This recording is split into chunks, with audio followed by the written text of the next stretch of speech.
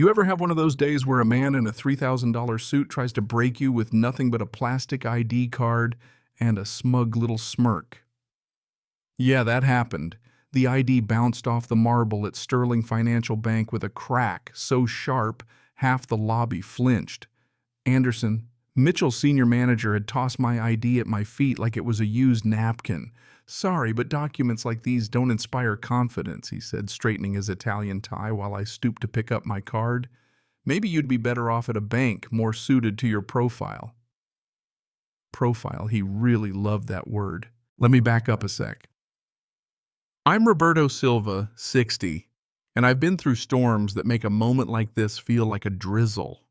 I stood up slow, steady, holding my ID, met the guy's eyes with the kind of calm you only earn after decades of being underestimated. The lobby was silent. People pretending not to look, a woman nudging her husband, two executives half watching, half whispering. Even the AC sounded louder than usual. I understand perfectly, I told him, letting my voice land gentle as a feather. I just came for a simple transaction, but I see now's not the time. Anderson rolled his eyes, muttered to his assistant, Paula. It's always like this with these kinds of people, and I could feel her flinch, even as she tried to smile through it. He kept going loud enough for anyone to hear. They think they can just walk in without understanding how things work. Now, on the surface, I don't look like much old suit work, worn hands, gray hair combed back. But you know what I mean? Some folks carry secrets that only show when it matters. And I'd seen that exact flavor of arrogance before. Honestly, I was expecting it. May I ask what brought you here? Paula tried, her voice wobbling a little. I wanted to open a business account, I said. My daughter told me you offer specialized services for large corporations. Anderson laughed, really laughed loud and sharp. Large corporations. Really? Mr. Silva, maybe you don't understand our clientele. $1 million contracts, international deals. But here's the twist. Over the last few months, my daughter kept mentioning Sterling Financial. Biggest deal in her company's history, $5 billion on the table. While Anderson kept talking about standards and profile fits, I watched the bank, the private handshakes, the smiles for people in expensive watches, the way folks like me got a cold chair and a cold shoulder. I cut him off gentle as I could. Indeed, large corporations need partners who are up to the task. Something about the way I said it made him pause, but not for long. He was too far gone in his own legend. As I stepped toward the door, I texted my daughter, Camilla, "Need to talk." Sterling Financial, urgent. She texted back immediately. "Is there a problem, Dad?" "I'm finalizing contracts with them," I replied. "Let's just say their customer service is interesting." She said, "Sure, Dad. Are you okay?" I glanced back at Anderson. He was already serving a blonde customer with the kind of fake warmth they save for people who look the part. I smiled to myself. Some people only learn the cost of arrogance when the bill finally lands in their lap. Walking out, I didn't feel angry or sad, just calm. You could say I'd seen enough to know the difference between real power and the power people fake. And if you're still with me, buckle up, because this little gesture of contempt, it was about to cost them everything. Now, Anderson couldn't help but brag. Over grilled salmon at the executive restaurant, he told the story 3 times, complete with hand gestures and a mock, humble voice. My voice. He tried to keep his dignity, he said, but we all know how it is.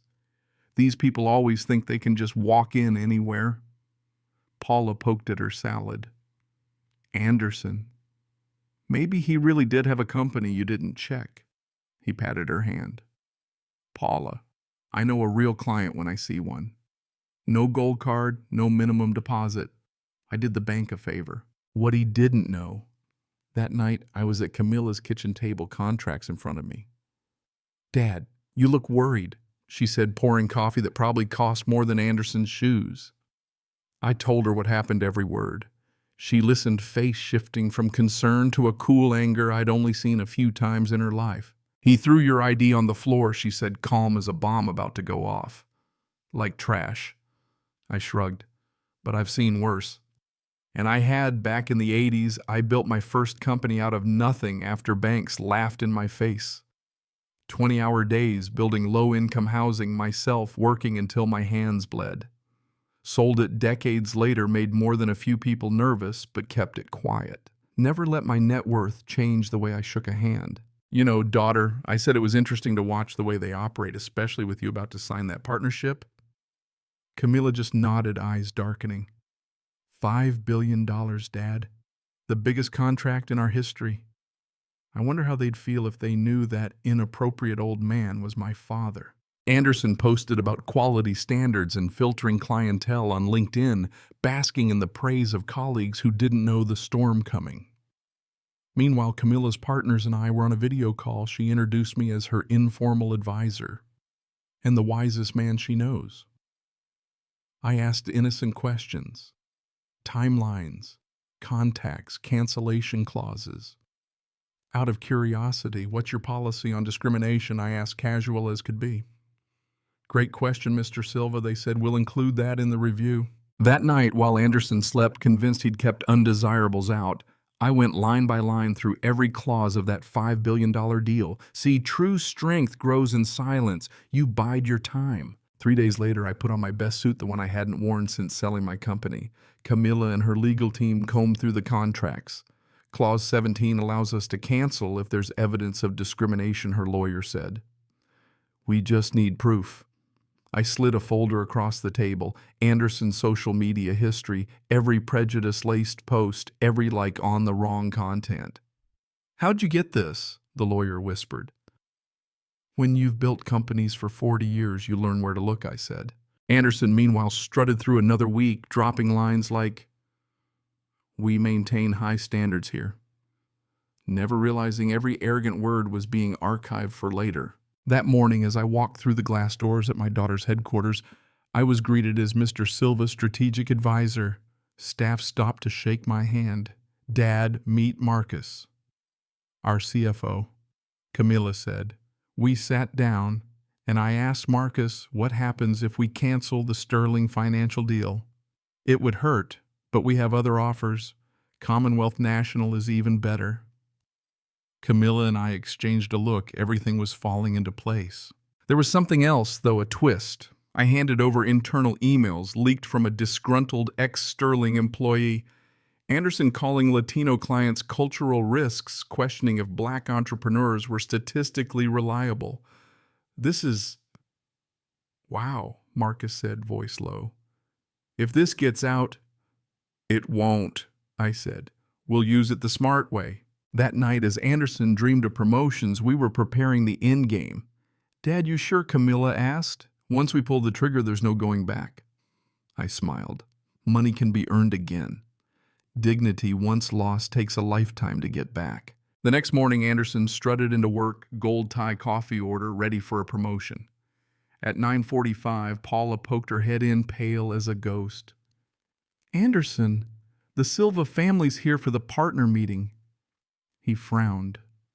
Silva, the man from yesterday. He's with the CEO of Coleman Industries. That's my girl. Anderson's blood drained out of his face. He scrambled for info, found my name, my net worth, Camilla's company, and realized he'd messed with the wrong man. When he staggered into the meeting room, I was there in my best suit. Camilla by my side, CEO, all business. Mr. Mitchell, you remember my father, she said, voice icy. He stammered. There was a misunderstanding, I didn't know. Interesting, I said. I thought all clients deserved respect. The regional director tried to smooth it over, offered to fire Anderson. Camilla pulled out the evidence printouts, emails, LinkedIn posts. Your bias isn't an accident, Mr. Mitchell. He babbled about context. Just like when you threw my father's ID on the floor, she shot back. In the end, we pulled the deal, $5 billion gone in a heartbeat. Anderson's career, his reputation, all of it shattered by the very arrogance he wore as armor. Please, he whispered. I can change. Yesterday, I told him all you needed to know was that I was a human being who deserved respect. We walked out, and as the doors closed, I looked back. You judged me by my appearance. I judged you by your character, and only one of us had anything of value to offer. News of the cancellation spread like wildfire. Anderson was fired, escorted out with a cardboard box and bitter looks. Paula, promoted to his old job, hung a sign in her office, "Respect first, ask questions later." Me, Camilla, and I signed a bigger deal with Commonwealth, $5.2 billion. Their CEO said it's an honor to work with a family that values dignity above profit. That's rare, you know. 3 months later, Anderson was still jobless. His name was poison in the industry. One afternoon, I saw him in a cafe looking smaller than ever. "Good morning, Anderson," I said. "How's the job search?" He tried to apologize. "You knew all you needed to know," I said, "that I was a human being." He said he'd change. "I hope you do," I told him, "because the next person you judge may have a daughter even more powerful than mine." 6 months down the line, Camilla's company soared. I started mentoring young entrepreneurs who'd been rejected just like me. "Dad, you turned humiliation into growth for hundreds," Camilla said. "That's the best revenge," I told her, "not destroying your enemies, but building something so great they realize how small they are." A year later, I spoke at the National Banking Convention. Anderson was in the crowd, now selling insurance. 5 seconds of disrespect cost a bank $5 billion, I said. And the room went silent. The difference between dignity and discrimination isn't the size of your wallet, it's the size of your character. So let me ask you, if you saw this happen, who would you stand with?